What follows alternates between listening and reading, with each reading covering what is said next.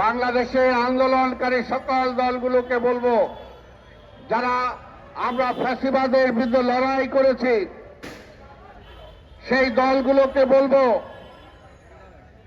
আমাদের ঐক্য যাতে নষ্ট না হয়, পাশাপাশি একটি নির্বাচিত সরকারের ব্যাপারে যাতে আমাদের দ্বিমত না আসে। কারণ নির্বাচন ছাড়া কোনো বিকল্প নাই। নির্বাচনে আমি বুঝতে পারি না যে তারা কিভাবে বলেন। হাসিনাও বলতো নির্বাচন কেন দেব, ওই তারেক যে আইসা দেশ চালাবে এটার জন্য। এখনো এই সরকার বা সরকারকে যারা নির্বাচন পিছাইতে বলে তারা বলে যে নির্বাচন দিলেই তো বিএনপি ক্ষমতায় চলে আসবে, এই জন্য দ্রুত নির্বাচন দেয়া যাবে না।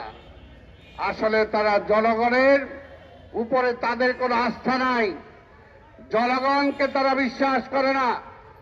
জনগণ, আমি বলতে চাই, বাংলাদেশের জনগণ কখনো ভুল করে নাই। 70-এ ভুল করে নাই, 71-এ ভুল করে নাই, 75-এ ভুল করে নাই, 90-এ ভুল করে নাই, 24-এ ভুল করে নাই। তাই সেই জনগণকে আপনারা অনাস্থা নেওয়ার কোনো কারণ নাই।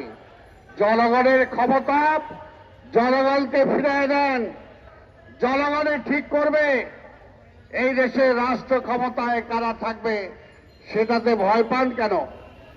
সেটাতে ভয় পান কেন? জনগণ যদি বিএনপির পক্ষে থাকে তাহলে আপনার মুসলিমেরও কয়েকজন নিজেরাই খালি দেশের ভালো বুঝেন, নিজেরাই গণতন্ত্রটা ভালো বুঝেন, আর পাবলিক গণতন্ত্র বুঝে না। পাবলিক তার দেশের জন্য ভালো বুঝে না, আপনারা কয়েকজনে ভালো বুঝেন। এটা গণতন্ত্র না, এটা আর এক নতুন করে ফ্যাসিবাদ।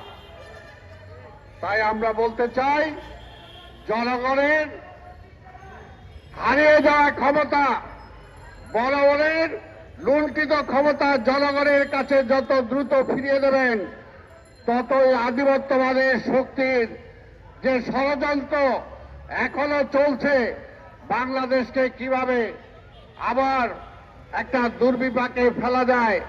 আর ওই পাশে ফ্যাসিবাদের মাথাকে রেখে যখন বলছে তিনি নাকি কাছাকাছি আছেন, যে কোনো সময় বাংলাদেশে ঢুইকা পড়বেন, তাই সেটা থেকে যদি রক্ষা পেতে হয়, বাংলাদেশকে যদি আরেকটি অরাজকতা থেকে রক্ষা পেতে হয়, ওই ফ্যাসিবাদের হাত থেকে যদি রক্ষা পেতে হয়, তাহলে নির্বাচন ছাড়া কোনো বিকল্প নাই, জনগণের ম্যান্ডেট ছাড়া কোনো বিকল্প নাই।